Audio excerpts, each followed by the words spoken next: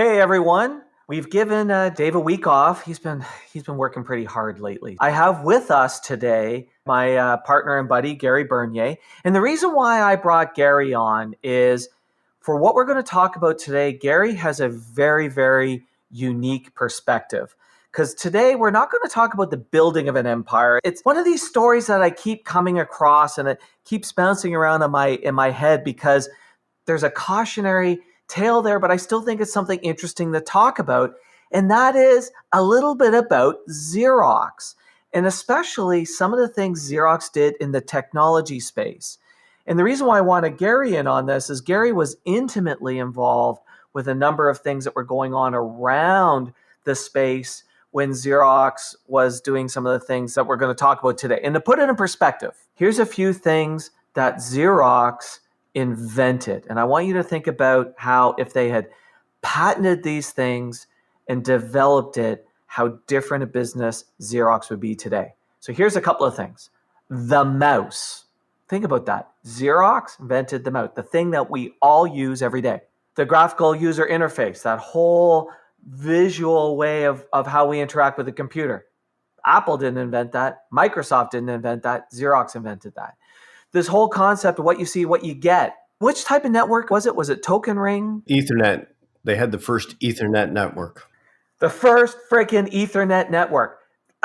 Cornerstone stuff of what almost the entire computer industry is built off of was invented by Xerox. And Steve, they had one more thing. Do I need to sit down? Yeah, you do. It's called email. I didn't know that. One of the things we talk about in the podcast, and that is this whole idea, and Gary, you and I have talked about this over the years as well, is this whole idea of get out of your space, don't look around your industry, all those other things to innovate. Xerox had part of this right. So what Xerox did is they said, okay, sitting in this room amongst all these photocopier people, we can't innovate as a photocopier business. So what we're going to do is we're going to set up this separate lab, and they called it the Palo Alto Lab. We're going to hire a bunch of really smart people. We're going to stick them over there, and we're going to let them innovate like crazy because we need to be outside of our environment to innovate. They got that part right because look at what they came up with. Little things like email. Oh my God, I had no idea on the email one. They didn't actually invent email, but they demonstrated email. They're the ones that made it work and were working it, right? But they invented the mouse, they invented these other things. So they got that part right. The part that they got wrong was as soon as it moved out of that, as soon as somebody from Xerox, the photocopier company, came in and looked at it, they still ran into the same problem because the only lens they could look at it from is, I don't see how you could use that on a photocopier. So what also had to happen is senior management had to get out of those four walls. Innovation has to come from the top. It definitely has to be supported by the top. Correct. Because these guys, like you say, these guys had innovated. They had developed the first computer network, had their own personal computers created. And this is at a time when the personal computer space was a mess. What year are we talking about? Well, the easy way for people to remember it is we're talking Apple II. Which again is like early 90s. Oh, even earlier than that. No, it's mid 80s. Right. Sorry. Apple II, which predates the Mac. Right. Because the Mac was 88. So sorry. Yeah. You're talking 84. Yeah. My calendar dyslexia kicked in there. It's okay. It's okay because you let the secret out of the bag. The Mac, the first Mac, is what Steve Jobs did with the information he got out of Palo Alto research community from Xerox. Him getting his tour there is what transformed Apple and Steve Jobs and created the Mac. The Mac wouldn't exist if he hadn't have struck the deal with Xerox. Now, the story goes, he just walked into Park and he saw all this great stuff. No. He actually traded stock in Apple, pre-IPO stock in Apple with the Xerox Corporation. He talked him into a deal. He negotiated a deal. They did a money in a stock swap. So for $1 million, he got these ideas. I didn't realize that about the stock swap. So basically, here's what happened. So Xerox invents this stuff. Jobs is getting a tour of Palo Alto, and he says, hey, I would love to be able to use this idea. here's a bunch of pre-IPO. Oh, no, Here's a no, no, bunch no, of no. no. No, Okay. no. He spent the money before he got the tour. They didn't let him into the hen house until the deal was struck. He knew that there was something there to figure out because Xerox had done all this great stuff. And again, the computer industry was tiny at that point in time. So he was like, oh, I got to get in there. I got to see what these guys are up to. I got to have an idea of what's going on inside this organization. I got to see this stuff that they're doing. Because, again, computer industry is big today. It was tiny back then. The engineers all hung out. They still hang out today, but it's just there's a lot different. more of them. In Silicon Valley than there was back then. Right. This is back in the days where Hewlett and Packard were still doing shit in their garage. Yeah. Well, maybe they had moved out of the garage by that, but not that long before they were still in the garage doing printers, right? This is the infancy of personal computers. The IBM PC had not come out yet. It did not exist in the world, right?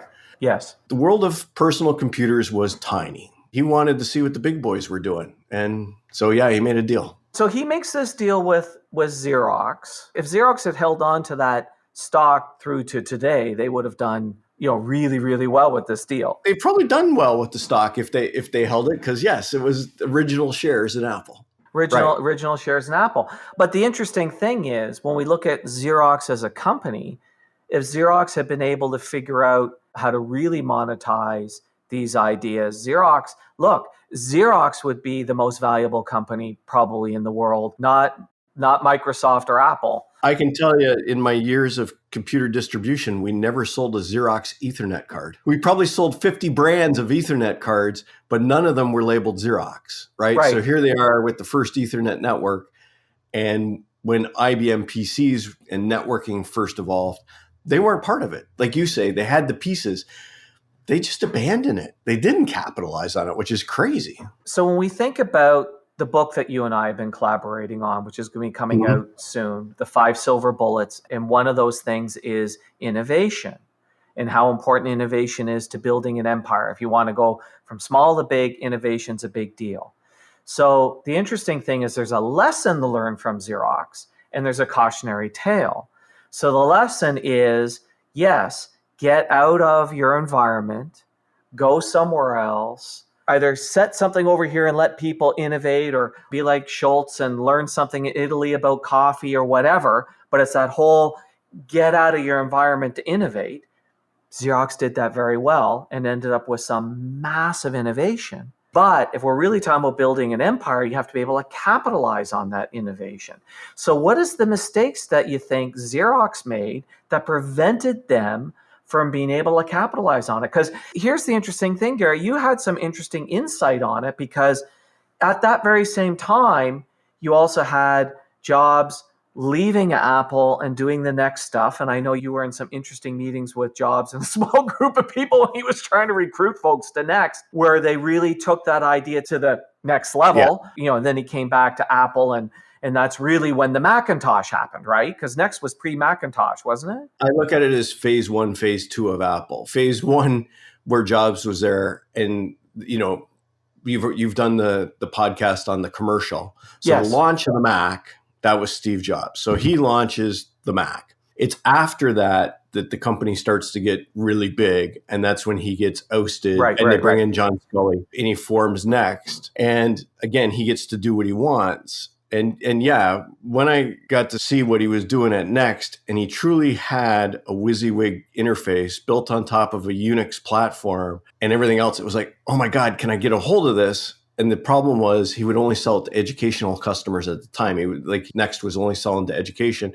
And it's when he also started up the animation company, right? And he started providing all the computers for the animation company. So you could see where he was going at that time.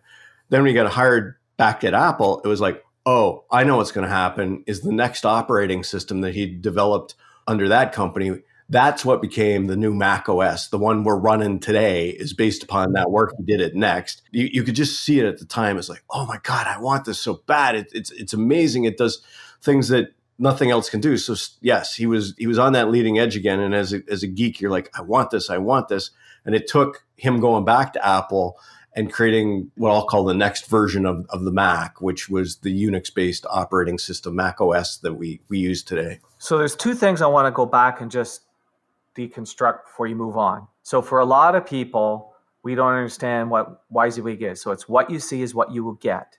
Now, what people forget, you've got to be old like me to remember the days, Or me. or you.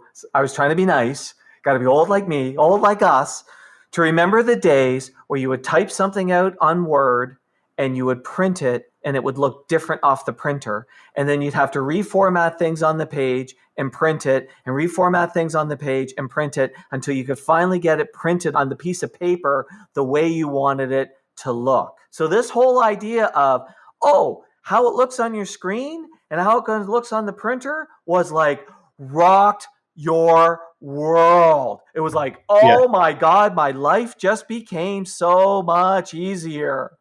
and that's one of those things that Steve Jobs had in that next operating system, was the first true what you see is what you get. He had taken the technology that's called PostScript. Most people don't even have to worry about this, but any designer in the world knows exactly what I'm talking about because everything's done in the PostScript language.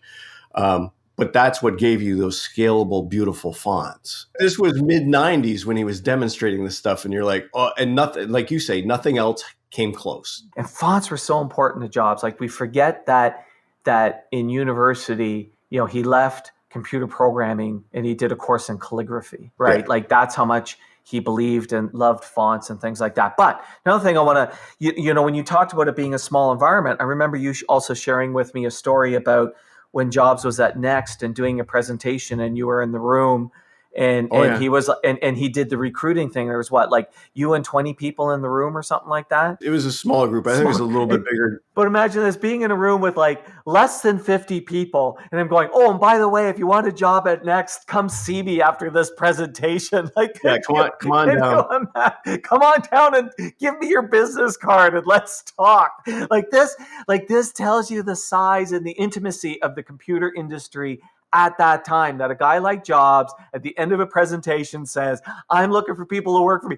Not come see my people, come see me. The part that I remember most about that presentation was actually the Q&A, because to me it was hilarious. Because Steve wanted to answer any question you had. You're in that intimate setting with a few geeks, and we're asking questions. He would have to look at the lawyers in the front row, and there was like all of us in jeans and t-shirts, and these 5 guys in suits, and he would look down at them, and if they nodded their heads, he would answer the question.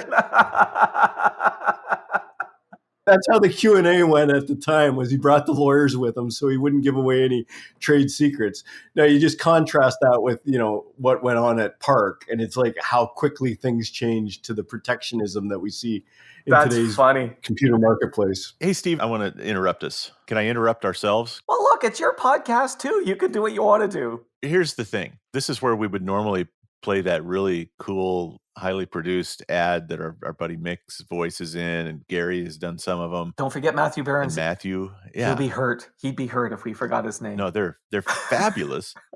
But I thought, well, part of doing a campaign is you change it up every now and then and do it a little bit different. And I thought maybe you and I could do the ad. Okay, well, let's do it. Basically, this is the reason we're doing the Empire Builders podcast, is so that we can share stories of business owners, and hopefully the audience that likes the Empire Builders podcast is a bunch of business owners, right? That's sort of the plan. That's the hope. We have a special offer for business owners. Yeah. Right? It doesn't cost anything, and it's fun for us, and it's fun for you. We promise it'll be fun. And it's just basically contact us and spend 90 minutes with us. Here's how it works. Just give a little bit of background. Reach out. You can book the session online. Go to the Empire Builders podcast and go to Get Started. And right online, you can book it. So nice and easy that way. You'll receive an email with a scorecard and a questionnaire. So you just got to take a little bit of time to fill that out and get it to us. And what that allows us to do is, instead of it being this typical, hey, we're great, hey, we're wonderful, here's our ads, you should hire us, it actually allows us to do some research so we can show up prepared and give you, the business owner who contacts us, some solid advice for free. I don't like sales. I'd much rather do that than be the sales guy. And here's my attitude. If we give you great advice, and it's something you think you can apply and helps your business, maybe then you'll want to go to the next step and hire us. And even if not, go and apply those things and grow your business. The more people do that, just better off we all are. This questionnaire that you're going to give them, again, remember, this 90-minute session is not about us. It's about you and your business. Correct. So that's why we need to know a little bit about you and your business so that we don't make it about us. Right. We want to make it about you. Yeah. And it means the first 30 minutes, we're not asking the basic lowball questions. You've already given us the answers to those things. We can just get right at it. So take us up on it, man. Contact information is at our website. You'll find us.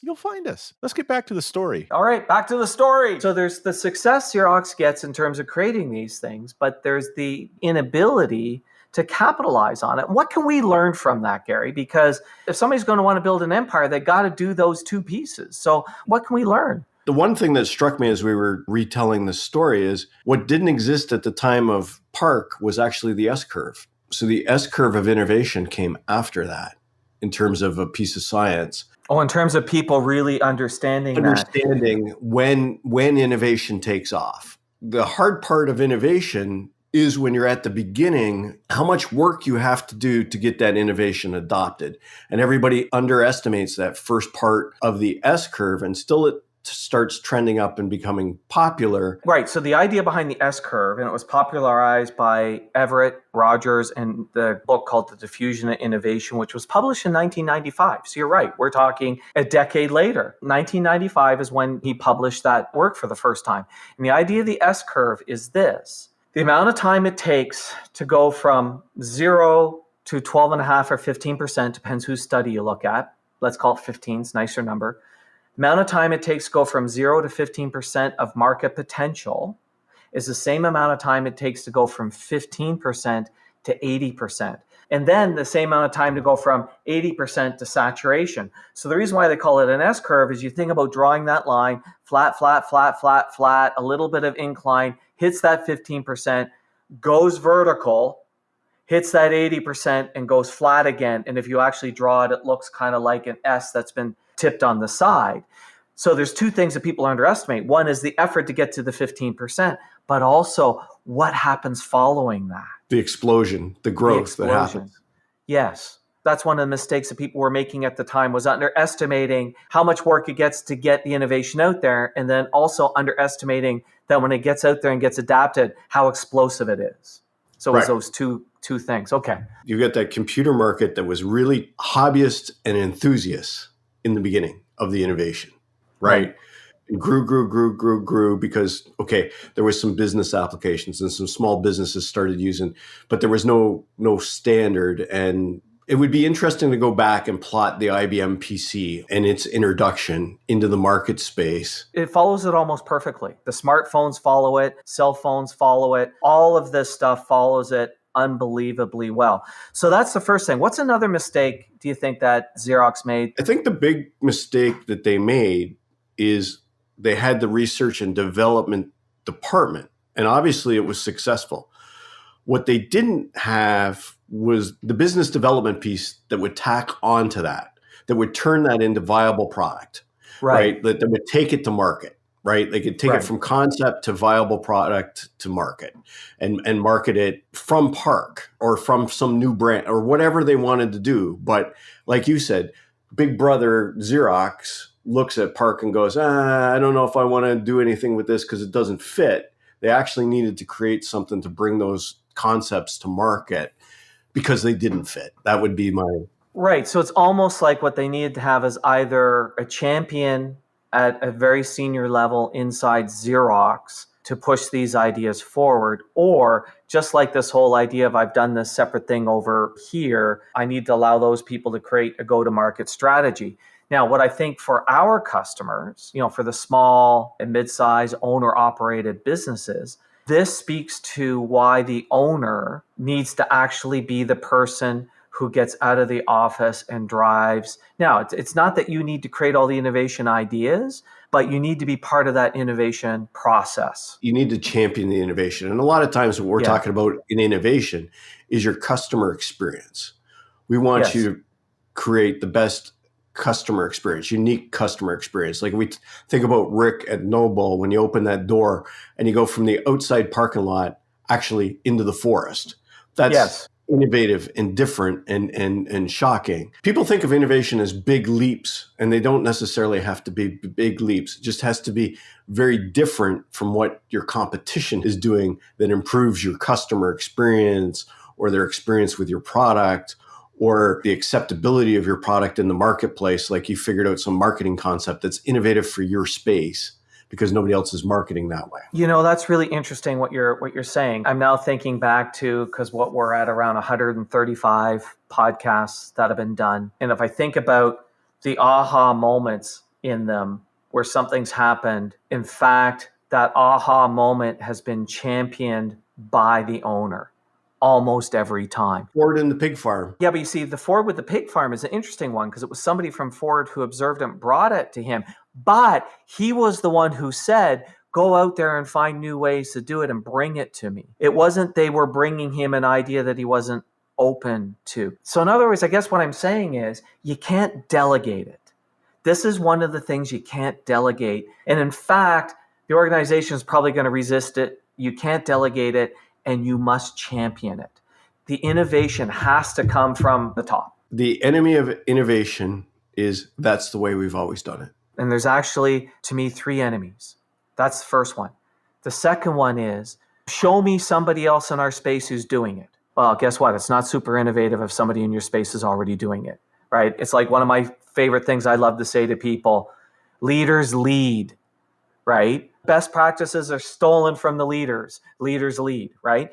But the third one is there's also an operational challenge in that when we do innovative things, your sales team get really excited about it because guess what? Innovative ideas is going to make the sales team's job easier. Operations gets resistant to it because guess what? Innovation makes the operations job harder. And when we get growth, who gets rewarded?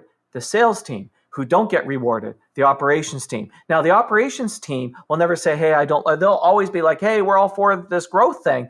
But they will be the ones who will point out this innovation is a lot of work. And what we've got to honor them with, yes, it is a lot of work. And guess what? When you execute on this thing, you too are at the bonus table because we don't invite them to the bonus table. You know, one of the things you and I often love talking about is teamwork. And most organizations don't have teams. Because I'm a big hockey fan. And when you win the Stanley Cup, if you are a player in the Stanley Cup, even if you played a little minor role, you were the 4th liner who put in 2 minutes a game. Guess what? Your name is on the cup. Everyone's name goes on the cup. I had that exact conversation with a client this week because they're opening a new retail store, and they gathered a team together and they said, okay, tell us what we need to do to make this happen from your department, your perspective and everything. And so I said to him, I said, yeah, right now you have the opportunity to engage the whole company as a team in opening up this new store. Now, your regular day-to-day business, you don't have that opportunity because you're all working as work groups and stuff. So yeah, you have to take advantage of those moments when you can actually bond the organization together to work as a team. And if you were trying to roll out one of these innovative ideas like you were talking about, that would be precisely the time to do it. So here's the big lesson, and then we're going to sign off here because this is the brilliant thing. This is the thing I want people to take home with them or apply in their business. So you've heard me say in the past, when you're outside your environment and you're looking for innovation, instead of looking at going, hey, I can't do that because I'm a plumber, and this is something Disney's done, you have to reframe the question to, how can I do that given I'm a plumber, right? But here's the operations one. We go to operations and we go, what do you think of this idea? Don't go saying what you think of this idea. Not only, what do you need to make this work? That's a brilliant question because now you're putting them in the future, it's happening. And now you're also saying, I'm going to honor you, recognizing you're going to need new tools. What do you need to make this work? What do you need? That's always going to be a bit of a negotiation, but it starts the process of conversation, of implementation, and honoring the fact that, yes, this is going to require more out of them. I love it. That's the takeaway. Ask your operations people, What do you need to make this work? Absolutely. That's how to engage your operations team. Again, your framing of how, given I'm not how can I apply this to my business is excellent framing. And I've seen you do that with people over and over again. So that's the framing for the owner. And then you also give the bonus framing, which is how to engage the operations team right off the bat. Without the bad question is, what do you think of this? Never ask it that way. What would you need to make this happen is so much better. Yeah. And one of the things you may discover is you're not going to be able to make it happen because it's more complex than you thought. Or you might discover it's easier. Like you don't know, but honor them. But that gets them engaged there. And here's the other part. They're now feeling like they're part of the process. Well, and Steve, the last tip on the operations people is version 1, 2, 3, right? That we always talk about. Version 1 is minimal viable product. This is a concept, again, from the technology industry, right? You just want to get version 1 of this thing done. You don't want it to be the Cadillac with all the bells and whistles. You just want it to be functional to prove the concept, the idea works. Yeah, and be okay with the fact there's going to be errors and things mixed and whatnot. Yeah, awesome. I think these are things that are going to really help people with innovation because it's one of the 5 elements that's really, really required to turn a business into an empire. And yes, Gary and I have a book coming out very, very soon called 5 Silver Bullets. So watch for that soon. And in fact, by the time this podcast publishes, it might already be out there. It's that close. It better be out there. Yeah, it's with the publisher right now. We're really excited. Thanks, everyone. Thanks. Thanks for listening to the podcast. Please share us. Subscribe on your favorite podcast app and leave us a big, fat, juicy 5-star rating and review. And if you have any questions about this or any other podcast episode, email to questions@theempirebuilderspodcast.com.